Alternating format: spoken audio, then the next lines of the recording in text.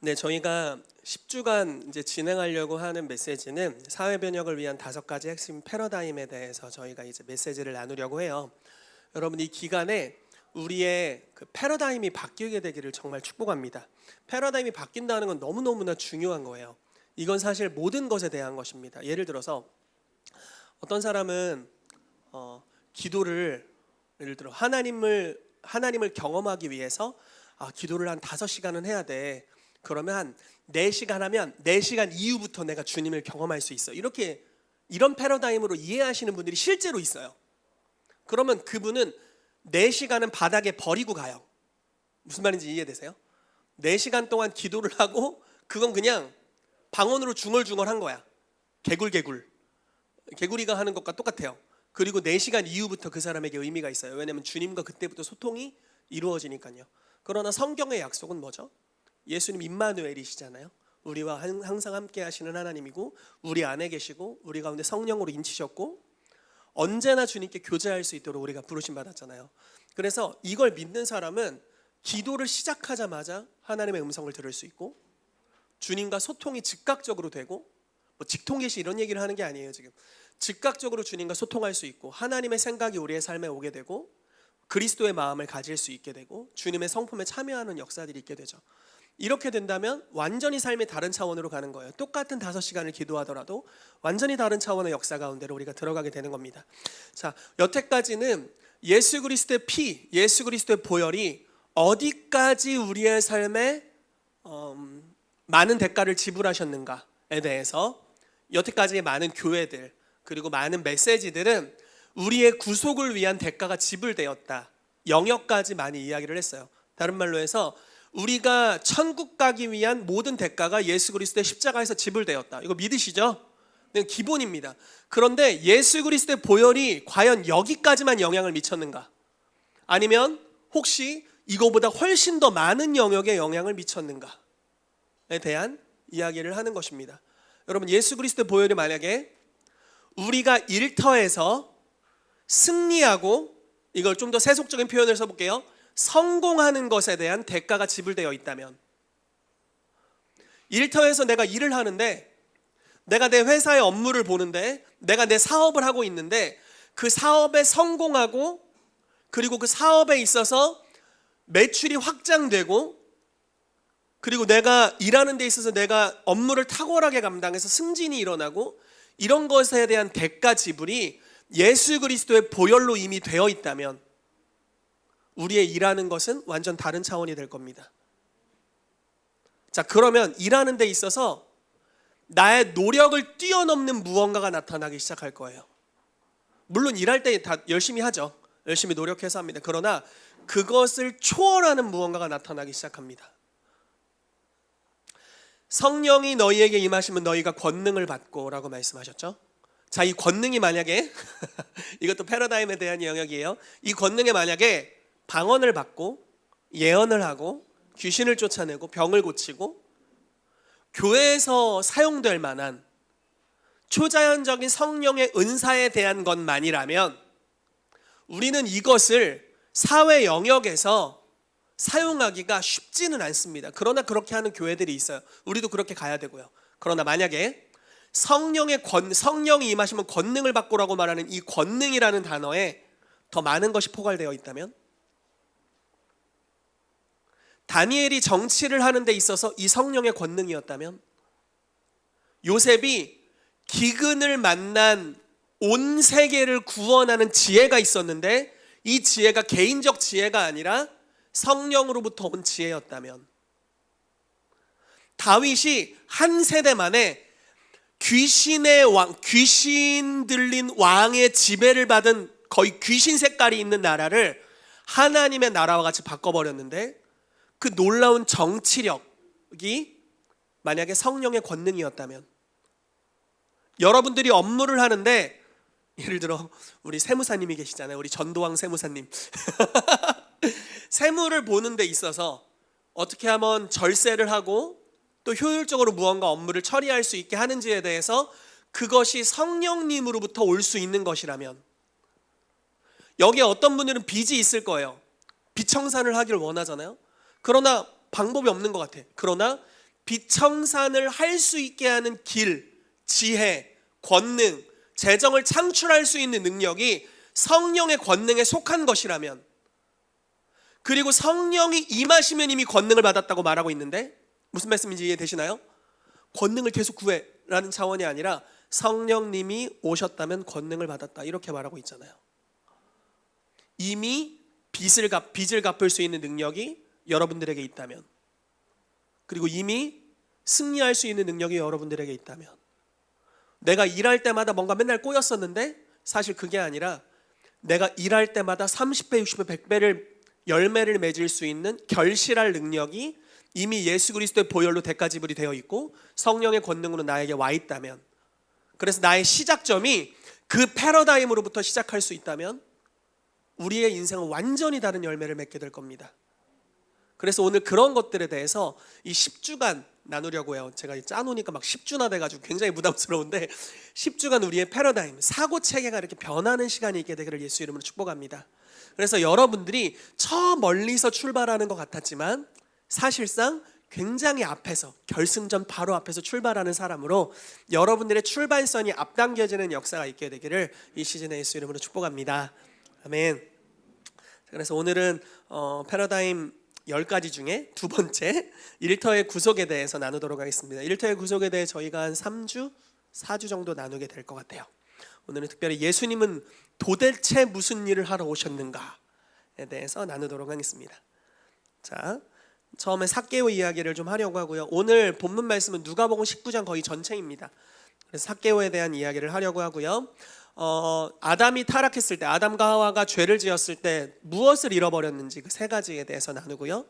그리고 예수님이 모든 것을 구속하셨는데 그러니까 십자가의 대가지불이 어디서부터 어디까지인지에 대해서 저희가 보도록 할 거고요. 또 일터 안에서 어떻게 하나님의 나라가 임할 수 있는지, 자, 다시 말해볼게요.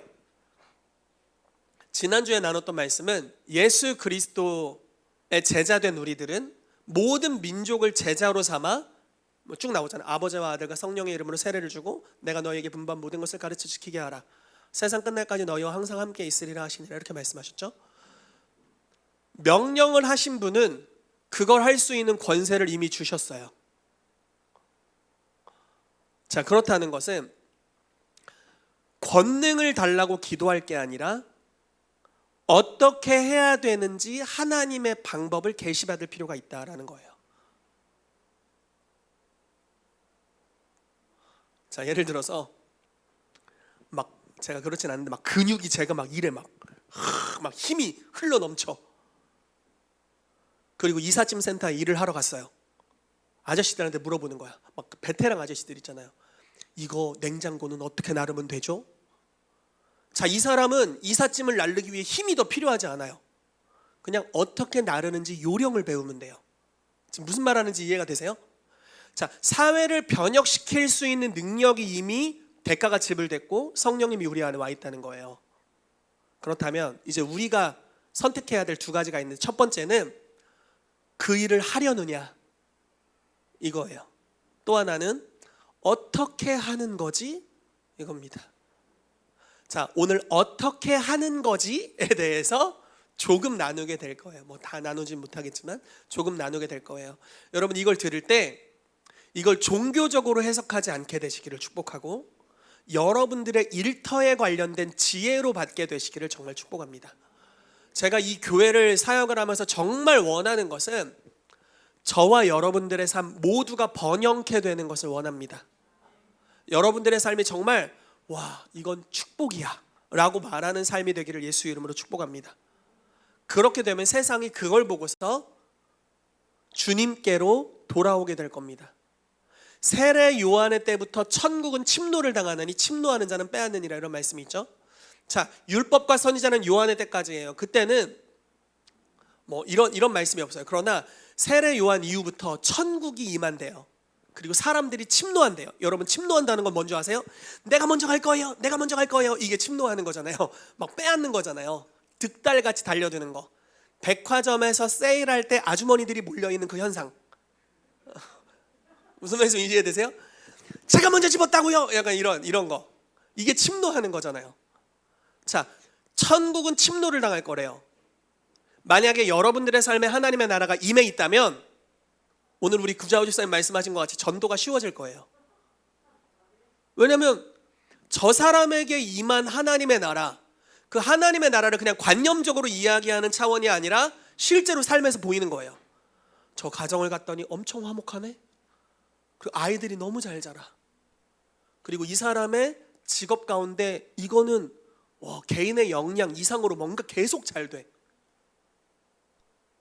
사회적인 관계도 너무 좋고, 이 사람이 흘려보내는 것들을 통해 사람들이 자유함을 얻게 되고, 신적인 능력이 나타나는 것 같고, 성품도 너무 좋고, 모든 영역에서 하나님의 나라인 거예요. 그럼 사람들이 어떻게 해요? 침노에 들어온다는 거예요. 나도 저거 갖고 싶어. 그래서 침노에 들어오게 되는 거죠. 그런 방식으로 복음이 선포될 수 있습니다. 다른 말로 해서 사람들이 자발적으로 흠모하면서 주님을 사모하게 될 거라는 거예요. 여러분, 오늘날 전도하면 어떤 느낌인가요? 안 받아요. 전도지. 뭐 이거잖아요. 안 받는다고요. 전 주말에 할 일이 많아요. 약간 이런 느낌이잖아요.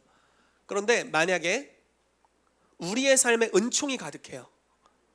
세상 사람들이 정말 갖길 원하는 그게 내 삶에 다 있어. 그리고 그걸 얻는 데 있어서 오직 믿음이면 돼. 그러면 누구든지 달려오게 되는 거예요. 그런데 그러한 삶을 1차적으로 믿는 저와 여러분들에게 약속하셨다라는 겁니다.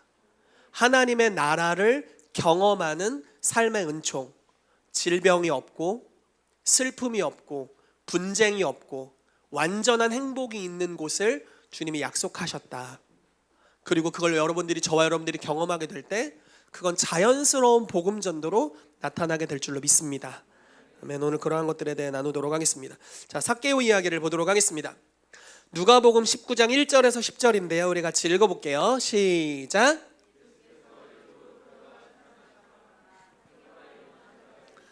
세리장이요 또한 부자라. 그가 예수께서 어떠한 사람인가 하여 보고자 하되 키가 작고 사람이 많아 할 수 없어 앞으로 달려가서 보기 위하여 돌 무화과 나무에 올라가니 이는 예수께서 그리로 지나가시게 되밀어라.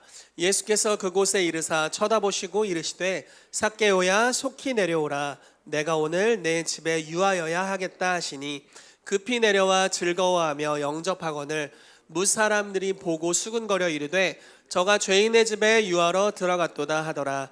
삭개오가 서서 주께 여짜오되 주여 보시옵소서. 내 소유의 절반을 가난한 자들에게 주겠사오며 만일 누구의 것을 속여 빼앗은 일이 있으면 내 갑절이나 갚겠나이다. 예수께서 이르시되 오늘 구원이 이 집에 이르렀으니 이 사람도 아브라함의 자손이미로다. 인자가 온 것은 잃어버린 자를 찾아 구원하려 함이니라. 아멘. 자, 삭개오라 이름하는 사람이 있습니다. 이 사람은 여리고 사람이었습니다. 자, 이 사람의 특징을 두 가지 이야기하는데 첫 번째로 세리장이었고 두 번째로 부자였습니다. 자, 세리장, 마태는 뭐였죠? 세리였죠. 그러니까 그 마태 같은 사람들의 장이에요. 그러니까 세무서장님 같은 거예요. 세금 관련 대표입니다. 그런데 이 사람이 아마 부자였고 돈이 많았는데 그것은 자기의 그 세리장의 권세를 가지고 민족의 것들을 착취했던 것 같습니다. 그러니까 사람들이 별로 안 좋아했죠. 저가 죄인의 집에 들어간다 이렇게 이야기를 했었죠. 그런데 어떤 일이 있었는지는 정확하게 기술해 놓지 않았지만 예수님께서 삭개오를 콜링했죠. 나무 위에 있었던 삭개오를 이리 와라. 내가 너네 집에서 오늘 함께 하겠다. 삭개오가 예수님이 볼 때 평화의 사람이었던 거예요. 신기하죠? 평판 좋은 사람도 많았을 텐데 우리 구자호씨는 평판이 안 좋다는 이야기가 아니라 좋으신 분이신데 하필 또 왜 세금 관련해서 이런 사람이 나와가지고 집사님에 관련된 이야기가 아닙니다. 그런데 어쨌든 평판 좋은 사람도 많았을 테지만 예수님께서 삭개오를 지목하셨고 그의 집에 들어가기로 결정하셨습니다. 들어가셔서 교제를 하셨겠죠. 그리고 그 결과가 어떻게 됐냐면 이건 마더 테레사나 할 법한 일을 합니다. 하이디 베이커나 할 법한 일을 해요. 갑자기 여러분 수련회 가서 주님을 뜨겁게 만났어요. 그리고 여러분들의 와이프에게 남편에게 이야기를 하는 거예요. 여보, 내가 감동이 왔어. 아무래도 우리 재산을 다 팔아 가난한 자들에게 줘야겠어. 뭐라고요? 짝짝! 쉽지 않은 이야기죠. 정말 쉽지 않은 이야기예요. 여보, 우리 아파트를 팔아 절반은 가난한 자들에게 주고 우리는 아파트 반쪽짜리에 살아야겠어요. 쉽지 않은 이야기예요. 내가 여태까지 남의 것을 많이 빼앗았는데 4배나 갚겠어요. 쉽지 않은 이야기죠. 그런데 삭개오의 삶에 급 변화가 일어났는데 바로 이런 이야기를 한 겁니다. 주님, 내 재산, 내 소유의 절반을 다 팔아서 가난한 자들에게 나눠주겠습니다. 그리고 내가 다른 사람의 것을 빼앗은 일들, 아마 자기의 업무와 연결된 사람들의 것을 빼앗았을 거예요. 그 빼앗은 일들에 대해 내가 4배나 갚겠습니다 라고 이야기를 하는 거죠. 그러면서 예수님께서 이렇게 말씀하셨어요. 오늘 구원이 이 집에 이르렀으니 이 사람도 아브라함의 자손이로다. 인자가 온 것은 잃어버린 자를 찾아 구원하려 함이라. 이 모든 것이 굉장히 다 계시적이에요. 구원이 삭개오에게 임했다라고 말씀하지 않으셨어요. 구원이 이 집에 임했다고 선언하셨어요. 여러분, 집이라는 단어는 오이코스라는 헬라어 단어인데요. 이 단어는 그냥 우리 핵가족, 나, 은정이, 요한이 이런 핵가족을 넘어서는 확대가족, 정광훈 장로님, 이종욱 집사님 이걸 넘어서서 내가 관계 맺고 있는 내 관계의 바운더리에 있는 사람들을 지칭하는 단어입니다. 뿐만 아니라 일터를 포함하고 있어요. 집이 구원받았다. 일터가 구원받을 수 있다라는 이야기입니다. 자, 이 사람의 특징은 뭡니까? 세리장, 돈을 관리하는 사람이었고 부자였습니다. 그런데 돈을 사용하는 데 있어서 변화가 일어납니다. 그 변화가 즉각적으로 여리고에 사는 사람들에게 영향을 미쳤을 텐데, 자, 삭개오가 재산이 얼마 있었는지 모르겠어요. 근데 어쨌든 부자잖아요. 여러분, 이 사람에 대해서는 사실 이야기가 많습니다. 빌 게이츠라는 사람인데 마이크로소프트를 창립한 사람이죠. 이거 마이크로소프트 건데 우리가 쓰는 윈도우 이런 것들을 이제 만든 회사입니다. 모르겠어요. 음모적인 이야기들도 많더라고요. 그런데 이 사람이 현재 하고 있는 일, 그냥 겉으로 드러난 일을 이야기해 볼게요. 만약에 그리스도인들이 이렇게 할 수 있다면 너무나 좋다고 생각해요. 자기가 번 돈을 가지고 평생 떵떵거리며 살지 않기로 결정했어요. 이 돈을 가지고 내가 어디를 후원하거나 기부하는 것보다, 이 사람은 연구하는 사람이잖아요. 내가 실제로 해결책을 만들어내는 일을 해야겠다. 또는 사회 문제의 해결책을 찾는 곳에 투자하는 삶을 살아야겠다 라고 결정을 해서 2가지 방향으로 자기의 재산을 분배하기 시작하는데, 첫 번째는 기후 문제, 질병 문제, 이런 것들, 예를 들어 아프리카에 화장실을 만들어주는 것, 아프리카에 깨끗한 물을 만들어주는 것, 이런 부분에 자기의 재산을 투입하기 시작했어요. 그리고 자기가 그거에 대한 해결책을 자기의 연구진들과 함께 연구하기 시작합니다. 어떻게 하면 더러운 강물을 깨끗하게 만들어서 사람들로 하여금 식용할 수 있게 하는지에 대해서 연구하기 시작했고, 거기에 돈을 투자하고, 또 하나는 그러한 일을 하고 있는 기업 하루에 하나를 선정해서 하루에 50억씩 투자하고 있어요. 그래서 이 한 사람의 변화가, 이 한 사람의 마음의 변화, 그냥 재산을 가지고 너 그냥 나 죽을 때까지 살다가 사회 환원 안 하고 그냥 내 자식한테 물려줄까, 이런 차원을 넘어서서 이 재산을 가지고 분배하는 걸 통해서 사회가 많은 영향을 받고 있어요. 심지어 국가 단위로 많은 영향을 받고 있습니다. 빌 존슨 목사님 책에 이런 내용이 있더라고요. 자기 교회에서는 슈퍼내추럴 스쿨에 온 많은 학생들이 아프리카에서 왔는데 어떻게 왔냐고 물어봤더니 빌 게이츠 장학금을 받고 일로 왔대요.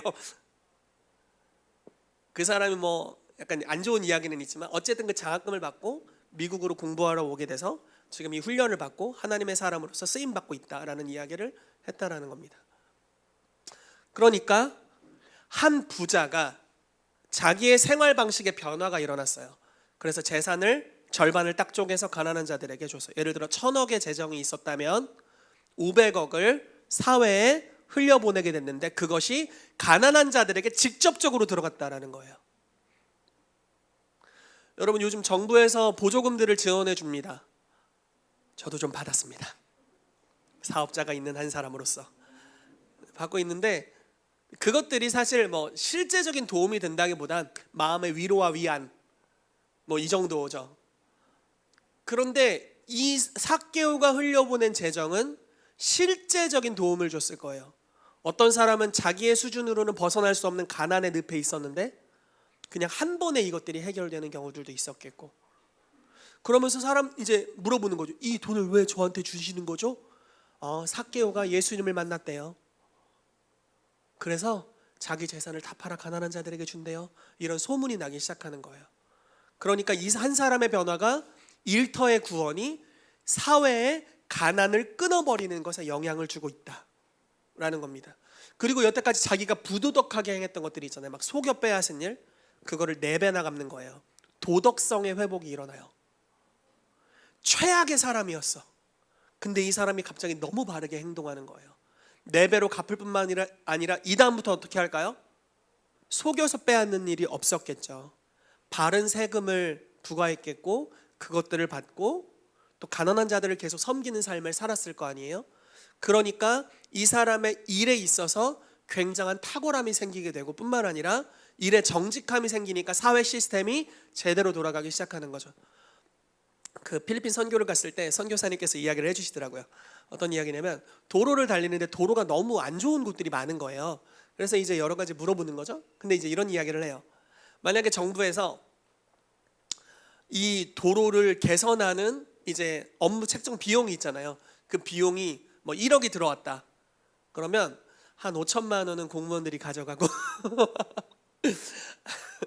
그리고 5천만 원을 사업 이제 시행하라고 투자하는데, 그 시행사는 한 1,000만 원만 그 시행하고 나머지 4천은 자기 주머니에 딱 넣고 이렇게 한대요. 그래서 대부분의 곳이 부실공사라고 이런 이야기를 들었어요. 자, 왜냐하면 사회 시스템 안에서 일하는 사람들이 부정부패가 있기 때문이죠. 과테말라라는 나라는 크리스찬 비율이 40%에서 50%입니다. 괜찮죠? 그리스도인이 40%나 50%라면 얼마나 멋있어요? 근데 만약에 가톨릭까지 여기 포함시켜주면 7, 80%가 크리스찬이에요. 예수님을 믿고 있다는 뜻이에요. 어찌됐건. 그런데 이 나라의 그 신뢰도가 IT보다 조금 높대요. 자, IT는 주술에 쩔어 있는 나라예요. 그거보다 조금 높대요. 무슨 말이냐면, 밖으로 나가면 소매치기가 엄청 많아. 범죄율이 엄청 높아요. 제가 한번 이런 얘기 들은 것 같아요. 교회에서 예배를 막 열심히 드려요. 막 뛰면서 찬양해요. 그리고 나오자마자 소매치기. 그게 이 사람의 일인가 봐. 자, 무슨 문제입니까? 종교적인 크리스찬은 됐을지 몰라도 그의 삶과 일터에는 변화가 없어요. 그래서 사회 변혁이 일어나지 않아요. 별로 크리스찬이 매력 있는 사람들이 아닌 거죠. 그러나 지금 삭개오의 삶에 일어난 것은 그의 삶이 변화되었는데 그의 일터 업무에까지도 영향을 미쳤고, 그것이 그 땅을 변화시키는 어떤 역사를 일으켰다라는 것입니다. 자, 계속해서 나가볼게요. 자, 잃어버린 3가지입니다. 무엇을 과연 잃어버렸는가? 말씀을 읽어보겠습니다. 누가복음 19장 10절. 제가 2가지 구절을 적어왔어요. 먼저 위에 거부터 읽어볼게요. 시작. 인자가 온 것은 잃어버린 자를 찾아 구원하려 함이니라. 아멘. 자, 이게 이제 삭개오를 향해서 예수님 말씀하신 거죠. 내가 온 것, 사람의 아들이신 예수님이 오신 것은 잃어버린 자를 찾아 구원하려 함이다. 그러나 이걸 이제 제대로 된 번역은요, 인자는 잃은 것을 찾아 구원하러 왔다. 이게 좀 더 정확한 번역입니다. 영어로 좀 더 정확하게 번역되어 있어요. 잃은 것들. 그러니까 잃어버린 자, 사람을 지칭하는 표현이 아니에요. 잃어버린 것이라고 되어 있어요. 그러니까 사람을 포함한 무언가를 찾으러 오셨다라는 거죠. 좀 더 많은 걸 찾으러 왔다는 거죠. 그렇다면 무엇을 잃어버렸는지 알 필요가 있겠죠? 자, 간단하게 정리했습니다.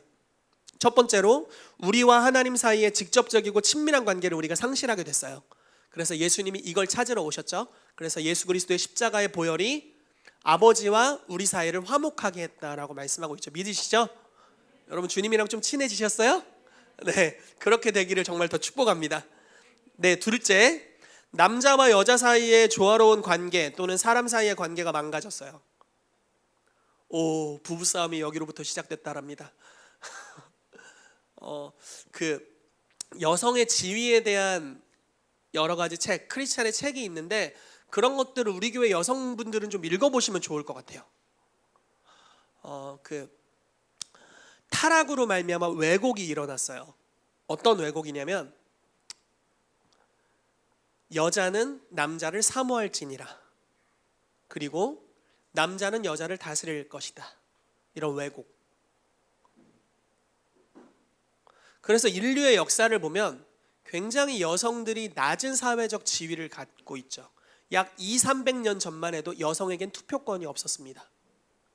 따란. 시민 취급을 해주지 않았다. 말도 안 되는 거죠. 비성경적인 거죠. 그런데 예수 그리스도의 보혈이 이 저주를 끊었다라는 거예요. 그렇다면 여성 여러분, 우리 교회 대다수가 여성이신데 여성 여러분, 여러분들의 삶에 회복된 게 무엇인지를 바로 알아야 합니다. 그리고 그 영광을 되찾으십시오. 왜냐하면 여자의 후손이 뱀의 머리를 밟을 거거든요.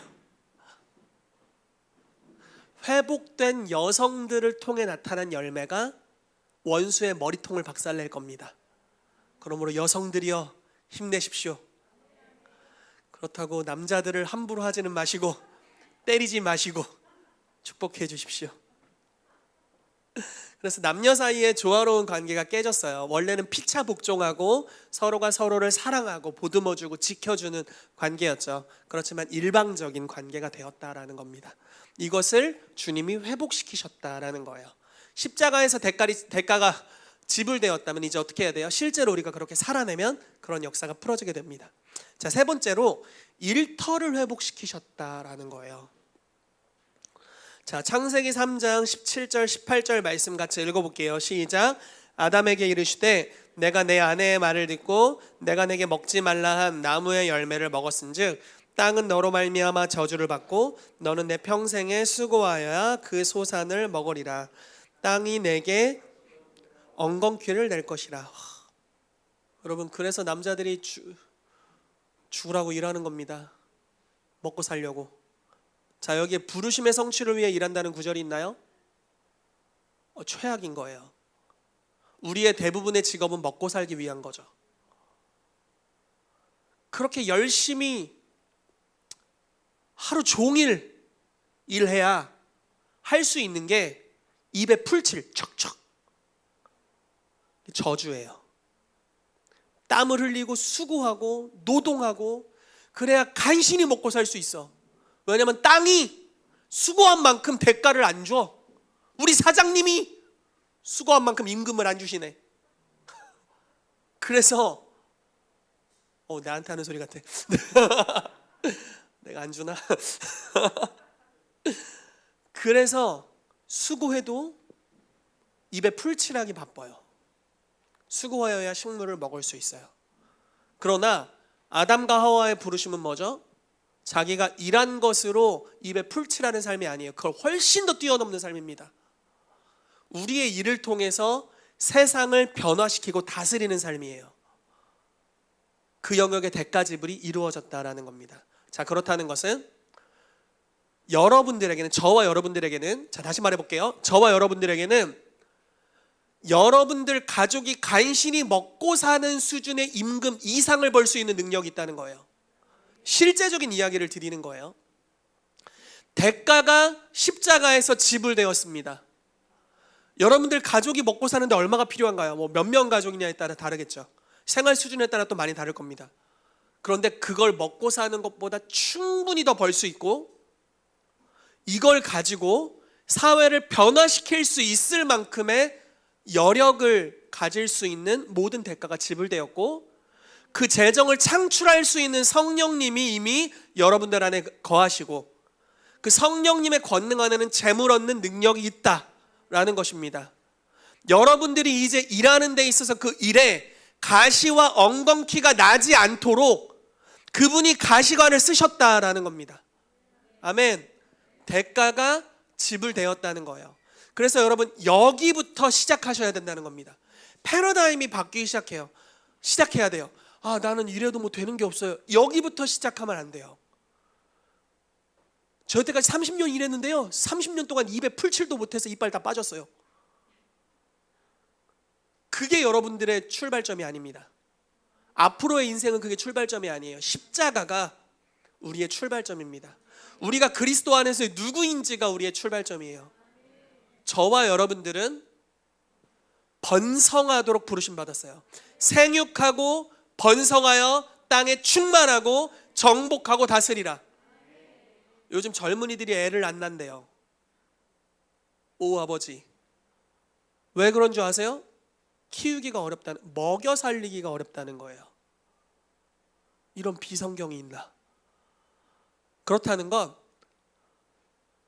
이 땅의 현실로부터 출발하는 거죠.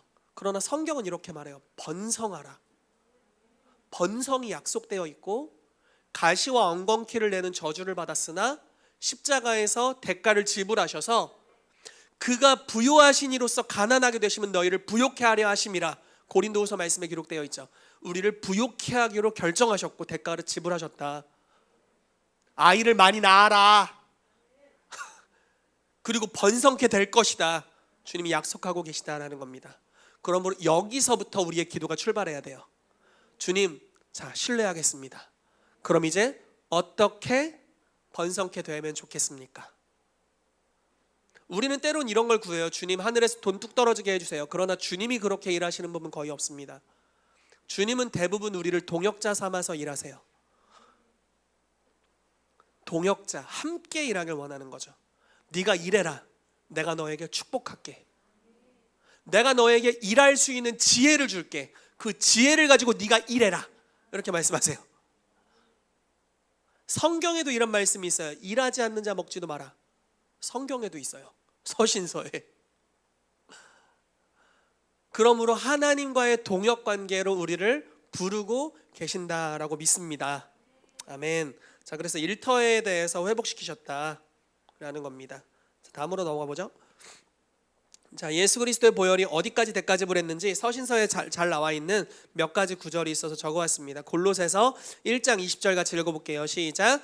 그의 십자가의 피로 화평을 이루사 만물 곧 땅에 있는 것들이나 하늘에 있는 것들이 그로 말미암아 자기와 화목하게 되기를 기뻐하심이라. 자, 십자가의 피로 화평을 이루셨는데 지금 뭐랑 화평을 이뤘대요? 만물. 여기에 여러분들이 당연히 포함되어 있죠. 그러나 우리만 있는 게 아니죠. 여기에는 땅과 바다와 물고기와 공중의 새와 사람이 만든 모든 시스템이 다 포함되어 있다는 거예요. 여러분들의 일터도 여기 포함되어 있다라는 겁니다. 근데 이 모든 것을 자기와 화목하게 하셨대요. 즉 무슨 말이냐면 예수님과 화목하게 하심으로 원래 창조하신 기능대로 돌아가게 했다라는 거예요. 하나님이 원래 만물을 창조하신 그 번성케 하는 기능으로 돌아가게 하셨다라는 겁니다. 자, 우리가 이 메시지로부터 시작해야 되는 이유가 있습니다. 자, 보세요. 이게 다 성경은 비슷한 맥락의 여러 장면들을 항상 보여줘요. 가나안 정복에 있어서 한번 보겠습니다. 12명의 정탐꾼을 보냈잖아요. 10명의 정탐꾼은 부정적인 보고를 했지만 굉장히 현실적인 보고였죠. 저들은 거인입니다. 저 성읍은 엄청 커요. 여리고 보세요. 엄청 큽니다. 그리고 저들은 강합니다. 정확한 말이에요. 거짓말은 아닙니다. 그러나 이제부터 거짓말이 들어와요.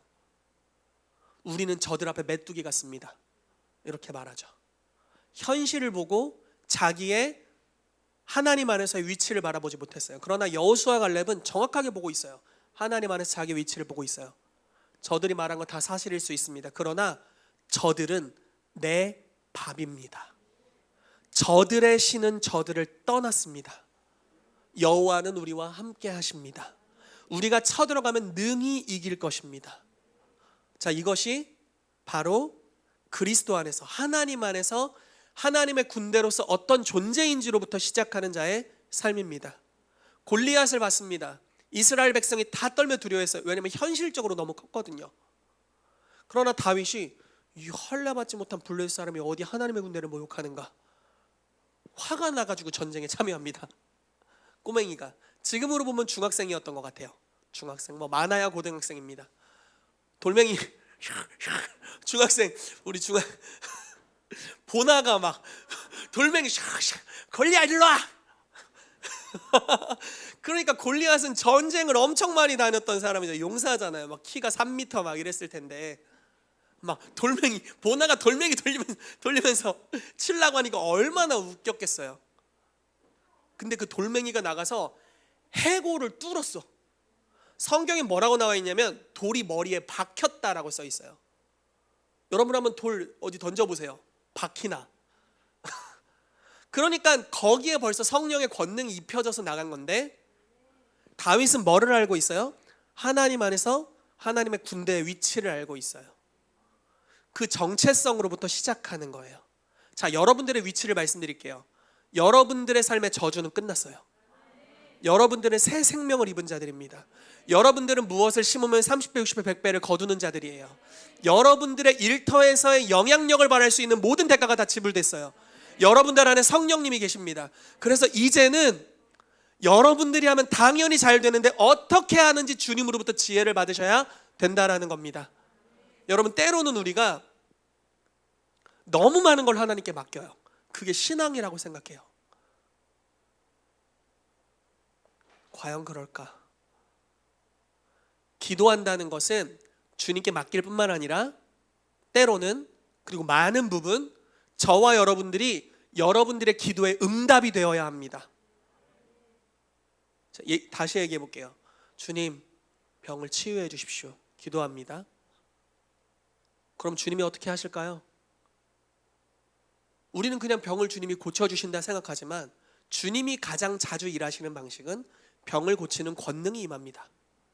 그래서 내가 손을 얹어요. 주님, 나의 지체의 질병을 고쳐주십시오라고 기도해요. 기도의 결과로 그냥 낫는 게 아니라 병을 고치는 권능이 그 지체에게 임하게 돼요. 손을 얹을 때 병이 치유되는 역사가 있습니다.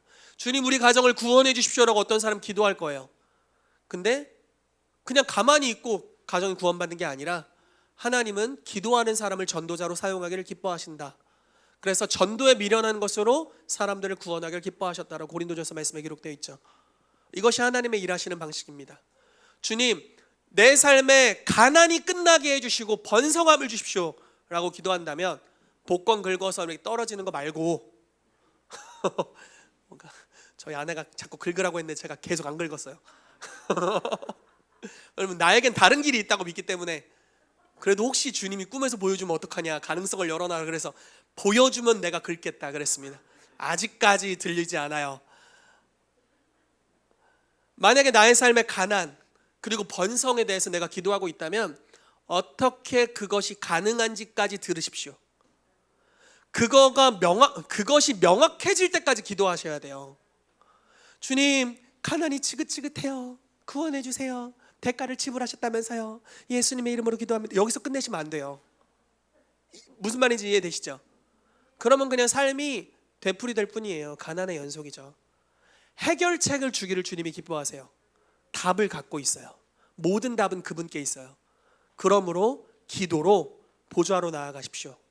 여러분들이 기도할 때 나아갈 수 있는 보좌는 열린 보좌이고 은혜의 보좌입니다.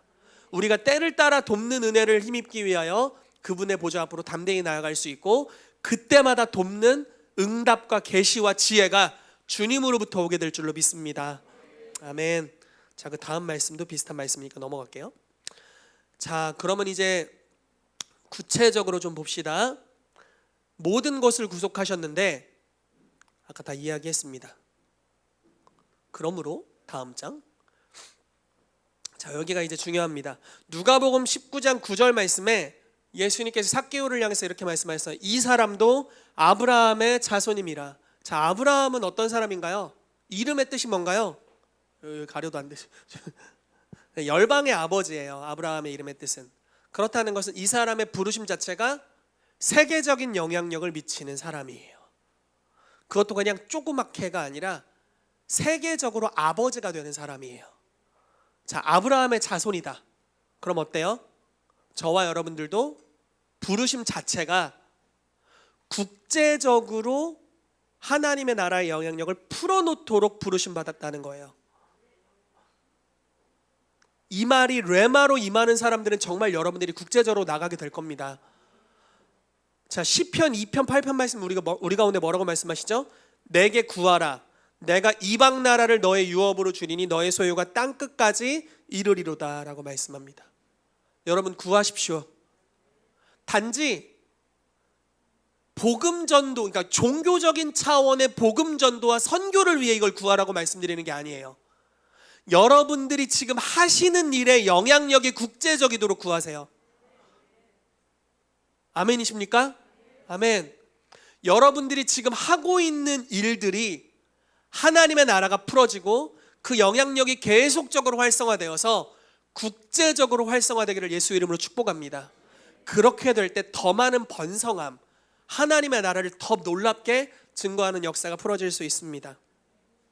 자, 삭개오의 삶에 임한 구원은 삭개오의 사업에도 임했고 그 결과 도시의 많은 사람들이 직접적인 수혜를 입게 되었습니다. 그래서 여러분 보세요. 삭개오 개인의 구원으로부터 시작해서 그의 일터가 구원받았고요.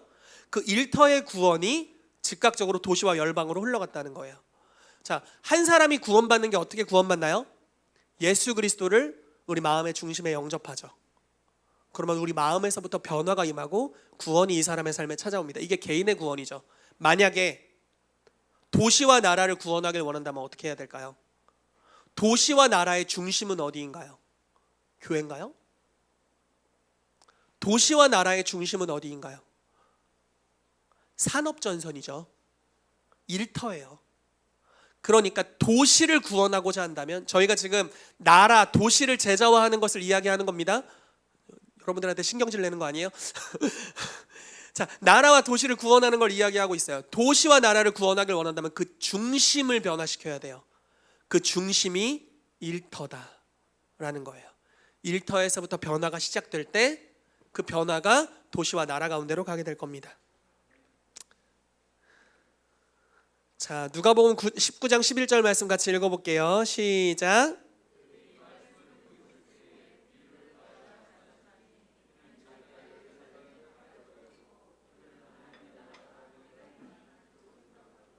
자, 여러분 이 말씀을 듣고 있을 때가 무슨 말씀인가요? 이거 지금 누가복음 19장 연속입니다. 삭개오가 구원받은 사건에 대해 들었고 삭개오가 하는 말을 들었고 예수님이 이집트 구원받았다, 아브라함의 자손이다, 여기까지 들었어요. 그 다음에 바로 사람들이 이렇게 생각하는 거예요. 예루살렘에 가까이 오셨고 그들은 하나님의 나라가 당장 나타날 줄로 생각했다. 아마 그 당시 이스라엘 백성들, 이 여리고에 있었던 이스라엘 백성들까지도 하나님의 나라는 예루살렘에 임하는 거라고 생각했던 것 같아요. 자, 다시 사도행전 1장에 보면 주여 이스라엘 나라를 구원하심이 이때니까 이렇게 질문하죠. 그들은 구원이 이스라엘에만 임한다고 생각했던 것 같아요. 하나님의 나라가요. 그런데 예수님은 이걸 아셨어요. 하나님의 나라는 단지 한 장소에만 임하는 것이 아니라 모든 나라에 임해야 된다는 걸 알고 계시면서 비유를 갑자기 말씀하세요. 그것이 한 문화 비유입니다. 어떤 사람한테 물어보면 이렇게 이야기를 한대요. 예수님이 재림할 때 우리 나라들의 상태는 어떨까요? 라고 이제 질문을 하는 거예요. 그럼 많은 크리스찬들이 이렇게 얘기한대요. 뉴욕, 런던, 워싱턴, 서울, 소돔과 고모라 같은 이놈의 도시들 불타고 있을 겁니다. 이렇게 이야기를 한다는 거예요. 여러분 예수님이 재림하실 때 이 나라는 어떻게 되어 있을까요? 이 대전은 어떻게 되어 있을까요? 청주에서 많은 분들 오셨는데 청주는 어떻게 되어 있을까요? 여러분들이 살던 아파트는 어떻게 되어 있을까요? 자, 여러분 어떤 그림을 갖고 있습니까? 예수님께서는 이렇게 말씀하셨죠. 천국 복음이 모든 민족에게 증언되면 그제야 끝이 오리라. 자, 그냥 복음 전도지를 주는 게 아니죠. 천국 복음이잖아요. 하나님의 나라가 왔다. 이 기쁜 소식입니다. 하나님의 나라가 임했다.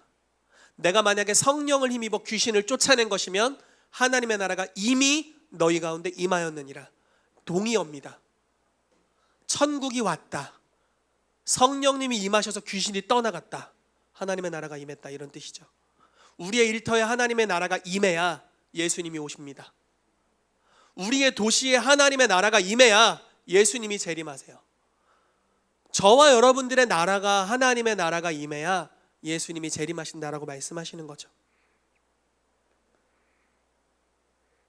자, 중요한 마지막 관문이 남아 있습니다. 누가복음 19장 12절에서 17절 그리고 27절 말씀을 같이 읽어보겠습니다. 같이 읽어보겠습니다. 시작. 이르시되 어떤 귀인이 왕위를 받아가지고 오려고 먼 나라로 갈 때에 그 종 열을 불러 은화 10문화를 주며 이르되 내가 돌아올 때까지 장사하라 하니라. 그런데 그 백성이 그를 미워하여 사자를 뒤로 보내어 이르되 우리는 이 사람이 우리의 왕됨을 원하지 아니하나이다 하였더라. 귀인이 왕위를 받아가지고 돌아와서 은화를 준 종들이 각각 어떻게 장사하였는지를 알고자 하여 그들을 부르니 그 첫째가 나와 이르되 주인이여 당신의 한 문화로 10문화를 남겼나이다. 주인이 이르되 잘하였도다 착한 종이여 내가 지극히 작은 것에 충성하였으니 10고을의 권세를 차지하라 하고 그리고 내가 왕됨을 원하지 아니하던 저 원수들을 이리로 끌어다가 내 앞에서 죽이라 하였느니라. 아멘. 자, 우리가 이게 잘 아는 말씀이에요. 설교도 여러 번 했죠. 한 문화는 노동자 100일 품삯입니다. 자, 하루에 우리가 10만 원을 번다고 간단하게 계산을 해볼게요. 그러면 1000만 원을 준 거예요. 종 10명에게 1000만 원씩 준 거예요. 근데 한 사람은 1000만 원을 가지고 예수님 뭐라고 하시냐면 장사해라 이렇게 말씀하셨어요. 후원해라, 기부해라 이런 게 아니라 장사해라 이렇게 말씀하셨어요. 일터의 용어잖아요. 이걸 가지고, 이 자본금을 가지고 무언가 재정을 창출할 일을 하라고 말씀하신 거예요. 근데 이 바로 직전에 구원받은 사람이 누구예요? 삭개오잖아요. 제사장도 아니고 바리새인도 아니에요. 직업적 종교인이 아니에요. 일터의 사람이었어요.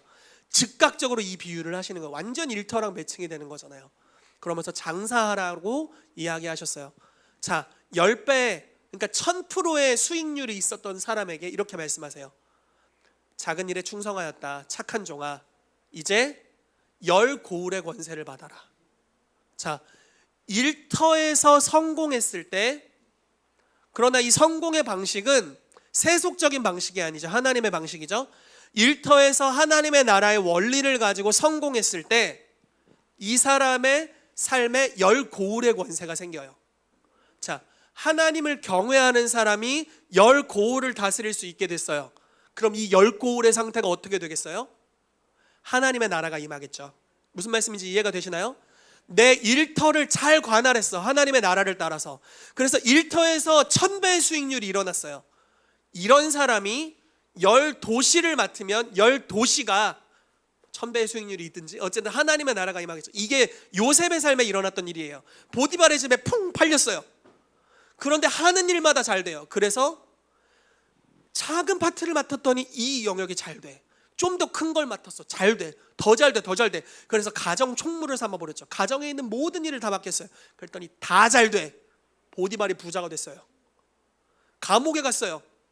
간수장이 이 사람 똑똑한 거 알고 요 신하를 맡겨봤더니 이 신하도 너무 만족해. 저 신하를 맡겨봤더니 저 신하도 너무 만족해. 왜냐면 그 감옥이 왕의 죄수들을 그 가두는 감옥이요. 그러니까 잘 보여야 되거든요. 간수장이 맡겼더니 다 너무 만족하는 거예요.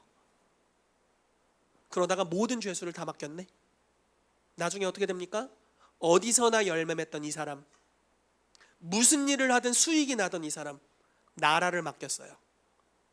애굽 한 나라가 부강해지는 차원을 넘어서서 온 땅의 영향력을 발하게 되죠. 온 땅에서 애굽으로 양식을 얻으러 오는데 바로 왕에게 왔더니 바로가 나는 너희에게 해줄 게 없다. 요셉에게로 가라 이랬습니다. 그래서 요셉의 이름이 사브낫바네아, 그 땅의 구원자라는 이름을 갖게 되었어요. 자, 우리의 일에서 하나님의 나라의 능력을 가지고 탁월함을 발휘하고 열매를 맺었더니 그 영향력이 주님이 도시 차원으로 옮겨주세요. 그리고 도시 차원의 영향력을 통해서 하나님이 직접 다스리시는 것 같은 역사, 즉 하나님의 나라가 임하게 됩니다. 그리고 즉각적으로 무슨 일이 일어납니까? 자 보세요. 그리고 내가 왕됨을 원하지 아니하던 저 원수들을 이리로 끌어다가 내 앞에서 죽여라. 여러분들 보고 죽으라고 소리가 아니고, 자, 예수님의 재림은 열매 맺은 하나님의 사람들이 도시적인 영향력을 가진 이후에 즉각적으로 나타납니다. 이것이 우리의 종말의 그림이 되기를 정말 축복해요. 우리는 많이 이렇게 생각하죠. 적그리스도가 와서 다 다스릴 거야. 이 땅은 어두워. 우린 이 땅에서 할 수 있는 게 없어. 결국 우리는 경제 시스템이 마비될 거고, 우리는 농사나 지으면서 저 구석에 처박혀서 국수나 까먹으며 살아야 돼. 통조림 의지해서. 이렇게 생각하는 종말론이 많이 있다는 거예요. 그러나 성경은 지금 무엇을 이야기하냐면, 믿는 자가 도시의 권세를 얻게 될 것이다. 그리고 이들이 열고울의 권세로 다스릴 때 예수님이 재림하신다 라고 말씀하는 거죠. 이 모든 사회 변혁의 열쇠가 예배당 안에 있는 것이 아니라 여러분들의 일터에 열쇠가 있다라는 겁니다. 여러분들이 지금 하고 있는 일이 열쇠입니다. 사회 변혁을 일으키는 열쇠입니다. 자, 넘어가죠. 자, 마지막입니다. 사도행전 1장 8절 말씀 우리 같이 읽어보겠습니다. 시작. 오직 성령이 너희에게 임하시면 너희가 권능을 받고 예루살렘과 온 유대와 사마리아와 땅끝까지 이르러 내 증인이 되리라 하시니라. 아멘. 여러분, 성령의 권능은 앞서 이야기한 것 같이 단지 종교적인 차원의 성령의 은사만을 이야기하지 않습니다. 그것은 아래 성경 구절 적어놨죠. 하나님의 영을 그에게 충만하게 하여 지혜, 총명, 지식, 여러 가지 재주, 정교한 일을 연구하고 금과 은과 노스로 만들게 하는 것, 이것을 할 수 있는 재능도 성령님으로부터 왔다. 여러분들의 일터의 재능이 성령님으로부터 온다라는 거예요. 우리 김경자 집사님이 요리를 하는 것에 대한 재능이 성령님으로부터 올 수 있다는 겁니다. 아멘. 여기 쇼핑몰 하시는 분들 많잖아요. 쇼핑몰을 할 수 있는 탁월한 지혜가 주님으로부터 올 수 있다. 구체적으로 말씀드리면 요즘 쇼핑몰이 어려워요 라고 말하는 걸 넘어설 만한 탁월한 지혜가 성령님 안에 있고 그분이 여러분들 안에 계시다. 그러므로 답을 찾을 때까지 기도하고 들어가라. 그럼 주님이 답을 주실 것이다. 아멘. 여러분, 제가 올해 정말 보길 원하는 것은 여러분들의 일터 안에서의 번성입니다.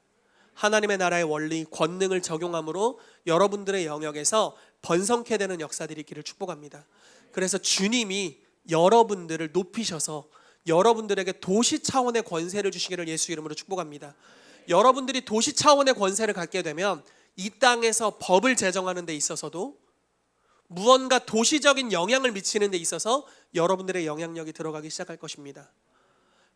코로나가 일어나고 팬데믹이 있는데 왜 이렇게 교회가 불리한 상황일까요? 교회는 그동안 개인을 제자화하는 데 힘써왔지만 사회를 변혁시키는 데 있어서 큰 관심이 없었습니다. 왜냐하면 세상은 적그리스도로 말미암아 타락할 곳으로 보고 있었기 때문이죠. 그러나 이것을 뒤집을 필요가 있습니다. 교회가 사회에 영향을 미치기 시작해야 합니다. 하나님의 나라를 이 땅에 가져와야 합니다.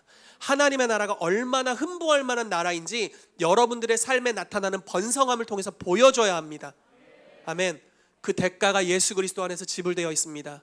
그 권능이 성령님을 통해서 우리 가운데 임해 있습니다. 그리고 그 방법에 대해서 여러분들이 구원받았을 뿐만 아니라 여러분들의 일터까지도 구원받게 하십시오. 즉 여러분들의 일터에서 번성함이 일어나게 하십시오. 하나님의 방법으로. 어떻게 할 것인가 기도하면 주님이 알려주실 겁니다. 그래서 그 방법으로 믿음으로 들어가세요. 그러면 여러분들의 삶에 열매 맺은 만큼 도시적인 권세를 얻게 될 것입니다. 그래서 사회 변혁을 위한 영역으로 우리가 나아가게 될 줄 믿습니다. 우리 같이 기도하도록 하겠습니다.